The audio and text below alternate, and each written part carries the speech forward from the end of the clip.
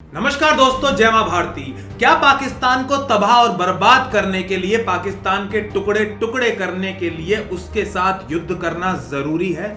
क्या युद्ध ही एकमात्र तरीका है? युद्ध के अलावा कोई और ऐसा तरीका नहीं हो सकता जिससे कि सांप भी मर जाए और लाठी भी ना टूटे? बिल्कुल हो सकता है।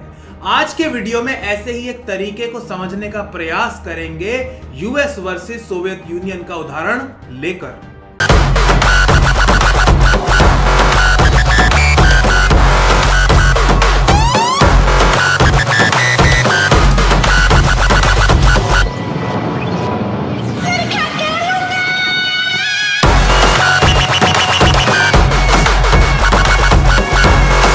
दोस्तों, अगर आज की डेट में भारत और पाकिस्तान के बीच युद्ध होता है तो असली सवाल यह है कि दोनों देशों का कितना पैसा प्रतिदिन खर्च होगा। कार्नेगी एंडोमेंट ने साल 2002-3 में एक रिसर्च में इस खर्चे का एस्टिमेट कैलकुलेट किया था। उन्होंने डेली कॉस्ट ऑफ कॉन्फ्रंटेशन, यानी कि भारत और पाकिस्तान का यदि युद्ध होता है तो दोनों देशों को उस युद्ध में प्रतिदिन कितना पैसा खर्च करना पड़ेगा, इसके एस्टिमेट्स कैलकुलेट किए थे। ये एस्टिमेट्स कारगिल युद्ध में हुए खर्चे के अनुसार कैलकुलेट किए गए थे। साल 2002-3 में भारत के लिए यह खर्चा बनता था 14.6 यानी कि 14.6 बिलियन डॉलर्स प्रति दिन। वहीं पाकिस्तान के लिए खर्चा बनता था 3.7 यानी कि 3.7 बिलियन डॉलर्स प्रति दिन। अब ये साल 2002-3 के आंकड़े हैं, तब से लेकर अब तक डॉलर की कीमत में भी काफी इजाफा हो चुका है। इसलिए मैंने डॉलर इन्फ्लेशन को एडजस्ट करते हुए कुछ सिंपल कैलकुलेशंस की। जो आंकड़ा साल 2002 में 14.6 बिलियन डॉलर्स पर डे था, वो आज की डेट में बैठेगा 21.4 यानी कि 21.4 बिलियन डॉलर्स प्रतिदिन। और अगर युद्ध 30 दिन भी चलता है तो भारत के लिए टोटल खर्चा बैठेगा 640 बिलियन डॉलर से ज्यादा।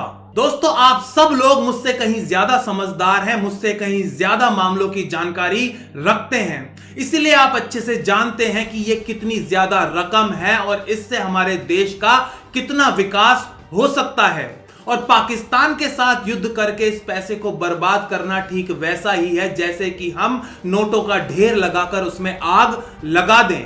और इतना खर्चा करने के बाद भी देश के अंदर आतंकवाद नहीं रुकेगा, क्योंकि जिसने पुलवामा अटैक किया वो घर का भेदी था, पाकिस्तान से नहीं आया था। खैर, वो बात अलग है कि अगर हम दोनों देशों की इकोनॉमिक कंडीशन को कंपेयर करें तो भारत फिर भी युद्ध करना अफोर्ड कर सकता है, लेकिन पाकिस्तान तो युद्ध करने के बारे में सोच भी नहीं सकता। मैं ऐसा क्यों कह रहा हूं?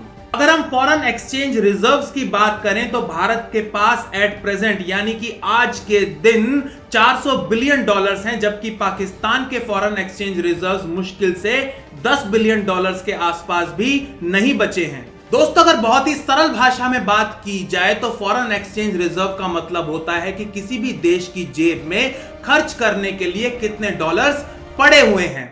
कोई भी देश जब इंटरनेशनल मार्केट में यानी कि अंतरराष्ट्रीय बाजार में कुछ भी सामान खरीदने के लिए जाता है तो इसी रिजर्व से उसे डॉलर खर्च करने पड़ते हैं।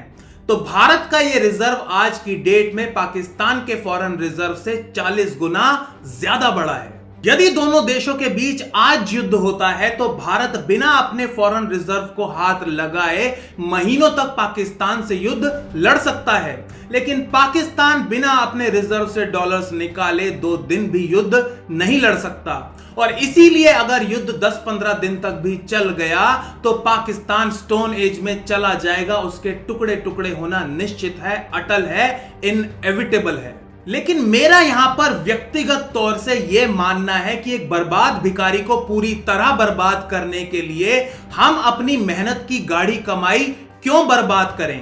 पाकिस्तान के पास जो पैसा है वो उसको भीख में मिला है, उसने कमाया नहीं है। लेकिन भारत का पैसा उसकी मिडिल क्लास की दिन रात की गाढ़ी कमाई का पैसा है। अपना पेट काट के, अपने बच्चों की ख्वाहिशें मार के दिन रात मेहनत करने वाले नौकरीशुदा मिडिल क्लास के टैक्स का पैसा है। इतनी मेहनत की कमाई को हम एक भिखारी देश के ऊपर क्यों बर्बाद करें? तो फिर सवाल यह उठता है कि बिना युद्ध लड़े पाकिस्तान के टुकड़े कैसे किए जा सकते हैं? क्या युद्ध से कोई सस्ता तरीका नहीं है? दोस्तों, पाकिस्तान का पूरा अस्तित्व, पाकिस्तान आर्मी की सारी पावर सिर्फ और सिर्फ एक नैरेटिव पर टिकी हुई है कि भारत पाकिस्तान को खत्म करना चाहता है, कि भारत पाकिस्तान के लिए एक एग्जिस्टेंशियल थ्रेट है। इसे नैरेटिव का इस्तेमाल करके पाकिस्तान आर्मी पाकिस्तान को पूरी तरह अपने कंट्रोल में रखती है। लेकिन मजे की बात यह है कि पाकिस्तान आर्मी के इसी नैरेटिव को इस्तेमाल करके भारत पाकिस्तान के टुकड़े कर सकता है। अब मैं आपके सामने कुछ बहुत ही सिंपल से चार्ट्स प्रस्तुत कर रहा हूं। इस चार्ट में आप अमेरिका और सोवियत यूनियन के 1980 और 95 बीच के मिलिट्री एक्सपेंडिचर को देख सकते हैं। नीली लाइन अमेरिका जबकि लाल लाइन सोवियत यूनियन के मिलिट्री एक्सपेंडिचर को दर्शा रही है। 80 के दशक में अमेरिका और सोवियत यूनियन के बीच की कोल्ड वॉर यानी कि शीत युद्ध अपने चरम पर थी। इसी दौरान यानी कि 80 के दशक में 80 और 88 के बीच में अमेरिका ने अचानक अपनी मिलिट्री एक्सपेंडिचर को बढ़ाना शुरू कर दिया। आप देख सकते हैं कि 1980 के बाद जो नीली लाइन है, जो अमेरिका का एक्सपेंडिचर है, वो ऊपर जा रहा है। एक पॉइंट के बाद यानी कि 1984 के बाद रशिया अमेरिका के साथ होड़ करने लगता है, कंपटीशन करने लगता है और अमेरिका को पछाड़ने की होड़ में वो भी अपना मिलिट्री एक्सपेंडिचर बढ़ाना शुरू कर देता है। आप देख सकते हैं कि 1984 के बाद जो लाल लाइन है वो ब्लू लाइन से ऊपर है, यानी कि रशिया का मिलिट्री एक्सपेंडिचर अमेरिका के मिलिट्री एक्सपेंडिचर से ज्यादा है। सोवियत यूनियन की अमेरिका को मिलिट्री एक्सपेंडिचर में पछाड़ने की यह होड़ उसके ऊपर इकोनॉमिक स्ट्रेन डालने लग जाती है। आप देख सकते हैं कि 1986 के बाद रशिया इकोनॉमिक दबाव फील करने लग जाता है और एक पॉइंट के बाद यानी कि 1989 के बाद रशिया के मिलिट्री एक्सपेंडिचर में एकदम से बहुत ज्यादा ड्रॉप आ रहा है। आप देख सकते हैं कि 1989 के बाद जो रशिया की लाइन है वो अमेरिका की लाइन के मुकाबले कैसे एकदम से ड्रॉप हो रही है, क्योंकि रशिया सोवियत यूनियन अमेरिका से होड़ कर रहा था, मिलिट्री एक्सपेंडिचर में उसको पछाड़ने की कोशिश कर रहा था, इसलिए उसकी इकोनॉमी इस दबाव को नहीं झेल पाई। और यही कारण था कि 1991 में, दिसंबर 1991 में सोवियत यूनियन के टुकड़े टुकड़े हो जाते हैं। ऐसे ही पाकिस्तान को भी भारत के मिलिट्री एक्सपेंडिचर के साथ होड़ करना, कंपटीशन करना काफी ज्यादा पसंद है। पाकिस्तान के डिफेंस बजट में हर साल बढ़ोतरी भारत के डिफेंस बजट की बढ़ोतरी को ध्यान में रखकर ही की जाती है। यह चार्ट दोनों देशों का मिलिट्री एक्सपेंडिचर मिलियन डॉलर्स में दर्शा रहा है। ऑरेंज कॉलम्स भारत का जबकि ग्रीन कॉलम्स पाकिस्तान का एक्सपेंडिचर दिखाते हैं। आप देख सकते हैं कि हर साल भारत का मिलिट्री एक्सपेंडिचर पाकिस्तान से कहीं ज्यादा है। पाकिस्तान के जो कॉलम्स हैं आप साफ साफ देख सकते हैं कि भारत के कॉलम से बहुत ज्यादा छोटे हैं। लेकिन मजे की बात यह है कि जब हम मिलिट्री एक्सपेंडिचर को एज परसेंट ऑफ जीडीपी देखते हैं या फिर एज पर कैपिटा देखते हैं तो ये आंकड़े पाकिस्तान के भारत से ज्यादा हैं। कहने का मतलब सरल भाषा में यह हुआ कि भारत की होड़ करने के चक्कर में अपने मिलिट्री एक्सपेंडिचर की वजह से पहले ही पाकिस्तान की अर्थव्यवस्था पर काफी ज्यादा बोझ है, दबाव है। हमने न्यूक्लियर बॉम्ब बनाया तो पाकिस्तान को भी न्यूक्लियर बॉम्ब बनाना था, चाहे वो भीख मांग के बने, धोखाधड़ी या चोरी चकारी से बने, लेकिन बनाना था। ऐसे ही जब हमने अभी कुछ समय पहले रशिया से S-400 सिस्टम खरीदा तो पाकिस्तान को भी ऐसा ही करना था, लेकिन S-400 ऐसी चीज नहीं है कि कोई आपकी झोली में भीख में डाल दे या फिर आप किसी से चुरा लें। तो भारत की होड़ करने के लिए पाकिस्तान ने चाइना से उधार पर कुछ घटिया से ड्रोन्स खरीद लिए। ये जो पाकिस्तान की जिद है कि उसको मिलिट्री एक्सपेंडिचर में भारत की बराबरी करनी है, भारत को पिछाड़ना है या बराबरी करनी है, इसी जिद को हमें पाकिस्तान के टुकड़े टुकड़े करने के लिए, उसको बर्बाद करने के लिए इस्तेमाल करना चाहिए। इससे सांप भी मर जाएगा और लाठी भी नहीं टूटेगी। पाकिस्तान में 5 बड़े सूबे हैं, पंजाब, सिंध, बलोचिस्तान, खैबर पख्तूनख्वा यानी कि KPK और गिलगित बल्तिस्तान।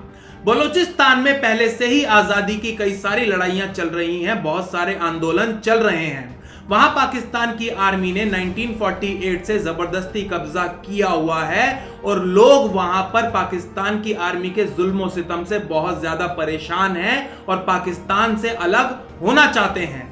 केपीके में भी अब पश्तून तहफ्फुज मूवमेंट काफी समय से चल रहा है। सिंध और पंजाब में भी आए दिन विद्रोह की आवाजें उठती ही रहती हैं। पाकिस्तान के सारे राज्य पहले से ही गंधक के स्रोत पर बैठे हैं। जरूरत है तो बस एक चिंगारी लगाने की, और वो चिंगारी है इकोनॉमिक वॉरफेयर। वहां तो अमेरिका के सामने सोवियत यूनियन जैसे एक सुपर पावर थी, या हमारे सामने पाकिस्तान जैसा एक भिखारी देश है जो छोटे छोटे देशों से भीख मांगकर किसी तरह अपने लोगों का पेट भर रहा है, जो ना जाने कितने महीनों से FATF की ग्रे लिस्ट में पड़ा हुआ है और आने वाले समय में ब्लैक लिस्ट में भी आ सकता है।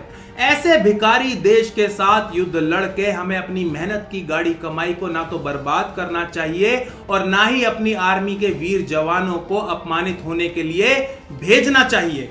हमें पाकिस्तान को इकोनॉमिक वॉरफेयर में फंसा के उसको बर्बाद करना चाहिए, उसके टुकड़े टुकड़े करने चाहिए।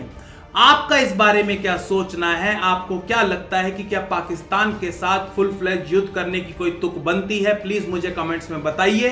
अगर आपको वीडियो पसंद आया है तो इसे लाइक कीजिए, शेयर कीजिए, चैनल को सब्सक्राइब कीजिए और बेल आइकन जरूर दबाइएगा। जल्दी मिलेंगे एक और वीडियो के साथ। जय मां भारती, जय हिंद।